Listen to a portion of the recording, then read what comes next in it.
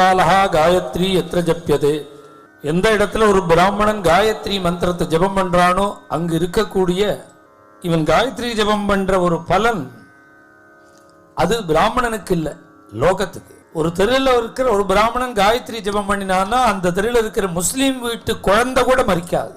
காயத்ரியினுடைய பிரார்த்தனையே தியோயோ நகா பிரச்சோதயா, எங்களை ரட்சிக்கட்டும் தான், எங்களை தூண்டட்டும், எங்களுடைய புத்தியை. காயத்ரிங்கிறது என்ன அப்படின்னா, ராமாயணம் மகாபாரதம் முதலிய இதிகாசங்கள் எல்லாம் பார்த்தோம்னா பிரம்மாஸ்திரம் போட்டார், சுவாமி பிரம்மாஸ்திரம் போட்டார், அர்ஜுனன் பிரம்மாஸ்திரம் போட்டான், இந்திரஜித்து பிரம்மாஸ்திரம் போட்டான்னு கதைகள் எல்லாம் வருதே, அந்த பிரம்மாஸ்திரம் தான் காயத்ரி. பிரம்மாஸ்திரத்துக்கு மந்திரமே காயத்ரி. அது எப்படி மந்திரமாகும்னா, நாம ஜபம் பண்றமே அந்த அதே காயத்ரி தான் அது. ரிஷிகள் என்ன பண்ணிட்டா, காயத்ரினா 24 அக்ஷரம். இந்த 24 அக்ஷரம் பூர்ணமா நாம சொன்னோம்னா அது அஸ்திரம். அதுல ஒரு அக்ஷரத்தை குறைச்சு ஜபம் பண்ணினா ஜபம். அது ரெண்டையும் நாம பண்றோம். இங்க அநேகமா பிராமணன் நிறைய இருக்கா. இங்க சொன்னா பிரயோஜனப்படுங்கிறதுக்காக தான் இந்த விஷயத்தை இங்க எடுத்துக்கிறேன், சொல்றேன். எதேவ வித்யா ஸ்ரத்தையா கரோதி ததேவ வீரியவத்தரம் பவதி. செய்யற காரியத்தை தெரிஞ்சுட்டு செஞ்சா பலன் அதிகம். காயத்ரியிலேயே வரேண்யம்னு ஜபம் பண்ணினா அஸ்திரம், வரேண்யம் அப்படின்னு ஜபம் பண்ண, வரேண்யம்னு ஜபம் பண்ணினா அஸ்திரம், வரேண்யம்னு ஜபம் பண்ணினா ஜபம். அதனாலதான் நாம் காயத்ரி சஞ்சாவந்தனம் பண்ணும்போது அர்க்கியம் விடும்போது வரேண்யம்னு விடணும். 108, 64, 32 அப்படி காயத்ரி பண்ணும்போது வரேண்யம்னு பண்ணும். வரேண்யம்னா ஒரு அக்ஷரம் குறைச்சல், 23. வரேண்யம்னு விட்டா அஸ்திரம். இந்த அர்க்கியம் விடுறானே ஒரு பிராமணன், எதற்குன்னு அஸ்திரம். அது சூரியனுடைய தேஜஸ, சூரியனுடைய அந்த பிரகாசத்தை, சூரியனுடைய சக்தியே சில அசுரால்லாம் சம்மாரம் பண்றா. சூரியனுடைய பிரகாசம் தான் லோகத்துக்கே ஜீவனம். அந்த சூரியனுடைய பிரகாசம் குறையாமல் இருப்பதற்காக தான் இந்த அஸ்திரம். அதை எதெல்லாம் தடுக்கிறதோ அதெல்லாம் போக்குறதுக்கு ஒரு அஸ்திரம் 3 தடவை அப்படி அர்க்கிய பிரதானம் அர்க்கியம் விட்டான்னா அது ஒரு அஸ்திரமா போறது. சாஸ்திரங்கள்லாம் சொல்றது பிராமணன் ஆயுதம் எடுக்கக்கூடாது. பிராமணன் ஆயுதம் எடுத்தான்னா அவன்கிட்ட உள்ள பிரம்மண்யம் போயிடும். பிராமணன் ஒரு தன்மை இருக்கு, அது போயிடும். பிராமணனும் லோகக்ஷேமத்துக்காக இந்த அஸ்திரம் அர்க்கியம் விட்டா ஆகணும். இது ஒரு அஸ்திரம். இந்த பாபம் அவனுக்கு வரக்கூடாதுங்கிறதுக்காக தான் எத் பிரதட்சிணம் பிரக்ரமந்தி. அர்க்கியம் விட்டு கொஞ்சம் தீர்த்தத்தை எடுத்து பூர்பூஸ்வகான்னு சுத்தணும். உட்காண்ட இடத்துலயே சுத்தக்கூடாது, தான் எழுந்துட்டு தன்னைத்தானே சுத்திக்கணும்.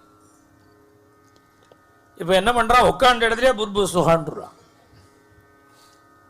இது என்னன்னா, வேதம் இந்த இடத்துல ஒன்ன நீயே சுத்திக்கோன்னு சொல்றது. ஆத்ம பிரதட்சிணம் விதிக்கப்பட்ட இடம்.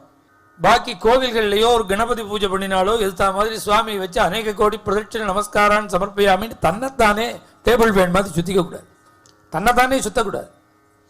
தன்னைத்தானே சுத்திண்டா பாபம்.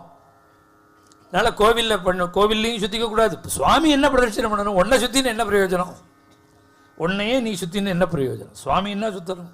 கோவில்லையும் தன்னைத்தானே சுத்திக்க கூடாது. ஒரு கால் வாத்தியார சொன்னா கூட கேட்கக்கூடாது, சரின்னு பெசாம இருந்தோம், அவர்கிட்ட ஆர்கியூ பண்ணக்கூடாது. சொன்னதை கேட்டு தன்னைத்தானே சுத்திக்கவே கூடாது. இங்க அர்க்கியம்ங்கிறது ஒரு அஸ்திரமானத்தினால, பிரம்மாஸ்திரமானத்தினால அதை விட்ட பிராமணன் அந்த பாபம் போக்கிக்கிறதுக்காக தன்னைத்தானே பிரதட்சிணம் பண்ணி, இந்த அஸ்திரம்ங்கிறது இந்த காயத்ரியினுடைய 24 அக்ஷரம் இருக்கு, இதுதான் நியூக்ளியர். பிரம்மாஸ்திரம்னு சாஸ்திரங்கள்லாம் புராணங்கள்லாம் சொல்றது அந்த பிரம்மாஸ்திரம் தான் நியூக்ளியர். பிரம்மாஸ்திரம் போட்டா என்னென்ன பின்விளைவுகள் வருமோ அதுதான் நியூக்ளியர்லயும் வருது. சாஸ்திரத்துல சொன்ன பிரம்மாஸ்திரத்துக்கு நாம நவீனமா போடக்கூடிய இந்த நியூக்ளியருக்கு ஒரு வித்தியாசம் உண்டு. இந்த நியூக்ளியர் போட்டுட்டோம்னா போட்டது தான், அப்புறம் அந்த பிரதேசம் போனது தான், திருப்பி சரி பண்ண முடியாது. சாஸ்திரங்கள்ல சொல்ல பிரம்மாஸ்திரம் என்னன்னா, அந்த பிரம்மாஸ்திரத்தை போட்டுட்டா அதை செயலிழக்க பண்ண முடியும், திருப்பி எடுத்துக்க முடியும். அதை போட்டுட்டா போட்டது வேண்டாம்னா திருப்பி ஸ்வீகரிச்சுக்க முடியும், அல்லது போடப்பட்ட இடத்தையும் சரி பண்ண முடியும். இதுதான் சாஸ்திரங்கள்லாம் சொல்ற பிரம்மாஸ்திரம். இப்ப கூட ரிசர்ச் பண்ணிட்டு இருக்கா. ஏன் அப்படின்னா, நியூக்ளியர் தானே பிரம்மாஸ்திரம். குழந்தைகளை கொலை பண்ணின அந்த அஸ்வத்தாமாவை தேடிண்டு அர்ஜுனன் போகும்போது அஸ்வத்தாமாவால அர்ஜுனனை எதிர்க்க முடியாமல் பிரம்மாஸ்திரம் போடுறான். பிரம்மாஸ்திரம் நெருப்ப கக்கிண்டு வரும்போது அர்ஜுனன் கிருஷ்ணா பிரம்மாஸ்திரம் போட்டுட்டான், நீயும் போட்டுடாங்கிற. இவனும் பிரம்மாஸ்திரம் போடுறான், அவனும் பிரம்மாஸ்திரம் போடுறான். ரெண்டு பிரம்மாஸ்திரமும் ஆகாசத்துல மோதிக்கிறது, ரெண்டு சமபலம். என்ன பண்றதுன்னு கேட்டா அர்ஜுனன் அந்த அசடுக்கு பிரம்மாஸ்திரம் போட தெரியுமே தவிர அதை திருப்பி வாங்கிக்க தெரியாது. நீ என்ன பண்ற, நீ போட்ட பிரம்மாஸ்திரம் அவன் போட்ட பிரம்மாஸ்திரம் ரெண்டையும் நீ வாங்கின்று பிரயோகம் பண்ணிண்டா, அதை பிரயோகம் பண்ணினா திருப்பி எடுத்துக்கணும். என்ன ஆச்சரியம்னா துரோணர்கிட்ட தான் ரெண்டு பேரும் படிச்சா. அஸ்வத்தாமாவும் துரோணர்கிட்ட தான் படிச்சா, அர்ஜுனனும் துரோணர்கிட்ட தான் படிச்சா. தன் பிள்ளையான அஸ்வத்தாமாவுக்கு கூட அந்த வித்தையை சொல்லி தரல, தன் சிஷ்யனான அர்ஜுனனுக்கு சொல்லிக் கொடுத்துருக்கா. அப்ப எவ்வளவு நேர்மை இருக்கணும் வாத்தியார். தான் பிள்ளைக்கு சொல்லிக் கொடுக்கல. ஏன் சொல்லிக் கொடுக்கலன்னா யாருக்கு சிரத்த இருக்கோ அவளுக்கு சொல்லிக் கொடுப்பான். குருங்கிற ஸ்தானத்தில் இருக்கிறவன் யாருக்கு அந்த வித்தையில ருச்சி இருக்கோ அவனுக்கு தான் சொல்லி தருவார். அஸ்வத்தாமா என்ன பண்ணிவிட்டா, நம்ம அப்பா தானேன்னு பேசாம இருந்தான், போட்டோன்னு விட்டுட்டார். அர்ஜுனனுடைய இந்த வித்யால உள்ள ஒரு ஆசையை பார்த்து எல்லாத்தையும் பூர்ணமா சொல்லிக் கொடுத்தார் துரோணாச்சாரியா. இந்த அர்ஜுனன் பிரம்மாஸ்திரம் போட்டு திருப்பி எடுத்துட்டான் பார்த்தேலா, அதுதான் நியூக்ளியரை போட்டு எடுக்க முடியும். இந்த மெத்தடு இதிகாச புராணங்கள்ல இருக்கு.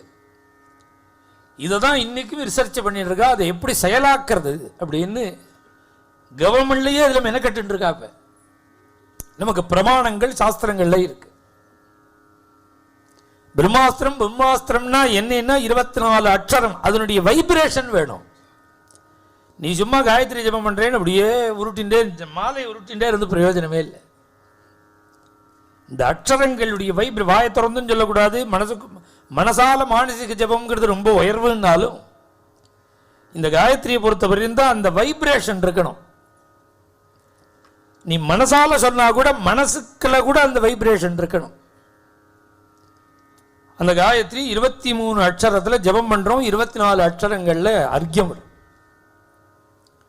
இந்த உபநயனம் முதலிய சம்ஸ்காரங்கள்லாம் எதற்குன்னா இந்த காயத்ரிக்காக தான். இவ்வளவு இந்த பட்டை மூடிண்டு உபதேசம் பண்றாளே 5 நிமிஷம், அதுக்காக தான் இவ்வளவு செலவு. அந்த பட்டை மூடிண்டு அந்த 5 நிமிஷம் உபதேசம் பண்ணினாதான் அவன் பெரிய பெரிய யாகங்கள்லாம் பண்ண முடியும் நாளைக்கு. இந்த 5 நிமிஷம் அவன் வாழ்க்கையில இல்லாட்டா எதுவுமே பிரயோஜனப்படும். அதனால நம்ம ஒரு இருட்டு ரூம்ல இருக்கிறவனை ஒரு வெளிச்சத்துக்கு கொண்டு வருதுதான் காயத்ரி உபதேசம். அதனால என்ன பண்ணணும், இப்பெல்லாம் என்ன பண்றா, பட்டை மூடிக்கிறா. வாத்தியாருக்கு ரொம்ப சுலபமா போச்சு. என்ன சுலபம்னா அப்பாவுக்கும் சொல்லித்தரார், பிள்ளைக்கும் சொல்லித்தரார். வாத்தியார் சொல்லி அப்பா பிள்ளைக்கு உபதேசம் பண்ணணும், அவனே பண்ணணும், அவனுக்கு மறந்து போச்சு.